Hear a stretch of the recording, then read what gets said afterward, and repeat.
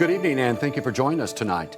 Addressing the crisis, West Virginia Governor Jim Justice's chief of staff is sitting down one-on-one with reporter Leslie Rubin to talk correctional officer shortages, lawsuits, and the cost to taxpayers. She's here now to break down new numbers on how much the state of emergency is costing you and how the governor justifies the use of the money. Leslie? It was Chief of Staff Brian Abraham's chance to respond to our reporting over the last several weeks about a number of ongoing issues at the state's correctional facilities. And it's a contentious topic that's likely to get a lot of attention as next year's legislative session is just around the corner. It's been more than a year since Governor Jim Justice declared a state of emergency over critical staffing shortages at correctional facilities across West Virginia. Since then, more than 300 National Guard members have been helping staff the facilities that house more than 10,000 inmates. The Guard doesn't perform correctional officer duties, but they do come with a hefty price tag. According to the most recent numbers from the state auditor's office, $21,705,002.91 has been paid from the Division of Corrections and Rehabilitation to the Guard for salaries since the state of emergency. Just shy of $3 million on top of that has been spent on hotels for Guard members to stay near the facilities they're assigned. How do you justify, how does the governor justify the use of that taxpayer money? Part of that money, if it weren't spent on the National Guard members, a good portion of it would be going to wages for correctional officers if they were in those positions. But it's not fair to say if the Guard weren't there, there would be correctional officers there and you wouldn't incur these additional costs. Because the simple fact of the matter is we can't fill those positions. That's why the Guard's there in the first place, right? So, and it's not simplistic enough to say give more money and we'll give raises to everybody and all of a sudden we'll start filling these positions. We've tried that before and it didn't work. As of September 28th, there are a combined total of 1,007 vacancies at the state's prisons, jails, and juvenile centers, or 27% overall. 479 of those empty positions are within the 11 prisons, 348 within the 10 regional jails. The last couple of years, the governor has tried to think outside the box, and we proposed legislation that would offer incentive pay to different geographic areas where we saw need. You know, we have right. We have in the Eastern Panhandle, we have 70% vacancy. At Charleston, we don't. So we were trying to address the specific issues. The legislature didn't go along with that in those years. So again, this year, and under Betsy Jividen, they walked in and said, let's just give everybody a $10,000 raise. And we, working with the legislature, said, wait a second, they're not going to accept that, but let's look and see where we actually have vacancies. So as we looked at our senior ranks, people that were making a pretty good wage and had many years of experience, we didn't have any vacancies. So to throw $10,000 at that person was really wasteful when we saw our vacancies was in the people in the first couple of years of being employed. So we wanted to strategically cause the raises to happen more there. Abraham and I also talked about the ongoing federal class action lawsuits surrounding allegations of inhumane and unconstitutional conditions at the Southern Regional Jail. Before the suit was filed last year, Abraham ordered then Department of Homeland Security Cabinet Secretary Jeff Sandy to go to the jail following media reports that inmates were sleeping on the floor, drinking out of toilets, and not being given things like toilet paper. Sandy's report concluded nothing was wrong at the jail, even though in recent deposition testimony obtained by Eyewitness News, Sandy admitted he never actually stepped foot inside a cell. Immediately upon seeing some of the news stories come out of the Beckley area, the governor looked at me and said, there's smoke, there could be fire, look into this. So I asked Secretary Sandy, and I think that very day he took it upon himself to drive to the Beckley jails. I think there's been a couple of follow-up investigations since then.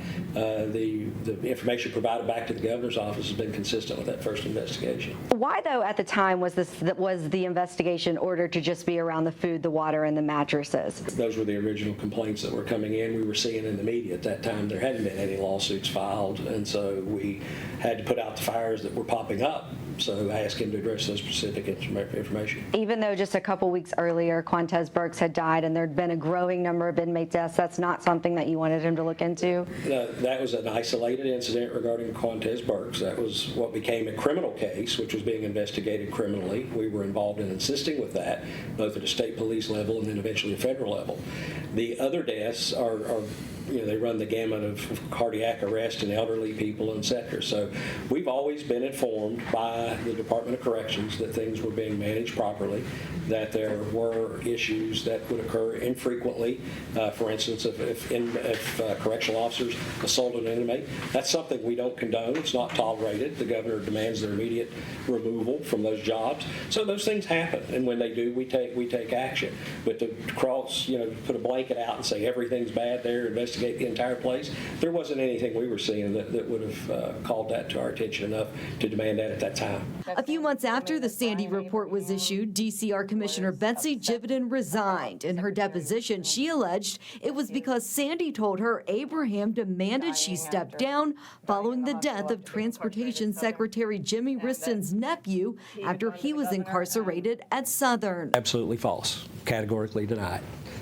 For a long period of time, I would say I had questions of confidence in Betsy Jividen's ability to be a leader at the Department of Corrections. Some of these issues kept popping up. There didn't seem to be a vision how to address them immediately and respond in the public and let them have confidence in the correctional facility. And for a long period of time, a number of months, Jeff Sandy had advised me she was disheartened there, felt like that things weren't going well and wanted to retire. So it was not directly related to the Jimmy Riston relative matter, but I remember asking Jeff Sandy, when is she going to retire? And at some point, she came back and said, okay, now's the time to retire. Abraham also takes issue with a $330 million lawsuit recently filed in federal court seeking to have a judge force the state to spend $60 million to fill vacancies and perform $270 million in deferred maintenance at the aging facilities. That's just a number that's plucked out of, if you could fix everything to include the light switch on the wall that may have a crack in it, here's what corrections has said they would want. It was filed the same day lawmakers, during a special session, approved raises and bonuses for corrections employees and several other bills meant to bolster the facilities. Unrelated to that lawsuit at all, the legislature appropriated almost $80 million for deferred maintenance. We've just signed a bonding agreement with a company that for HVAC that's probably going to put another $50+ million of work in our jails. And of course, we passed the $35 million pay raise. All that completely unrelated to the lawsuit. Seemed like it was watching what we were doing in the news and then filed it there at the very tail end as we were getting across the finish line. These things we do, we plan years in advance as far as budgeting goes. So it's not like we're reactionary. These were strategic things we were doing to move into corrections and try to make some improvement. Will we get everything? No. But for a single court or a judge or anybody to place themselves in place of the legislature and the executive that actually knows the detail of what's going on, or a lawyer, a plaintiff's lawyer, to think that they know better than everybody else what we should spend is actually just ridiculous. At a hearing last week in the SRJ lawsuit, federal magistrate Omar Abu Hussein said he couldn't wrap his head around hours of testimony from current and former corrections officials centered around how evidence in the case had been handled. Abraham contends no one intentionally destroyed evidence. Was there a mistake made? Yes, by somebody at Department of Corrections, whether it was a legal person or not, should have put Department of Technology on notice that there was a pending litigation, not to delete those emails. Was there any kind of effort to destroy information? That's absolutely false. It's a shame they even filed it that way, to be quite honest with you.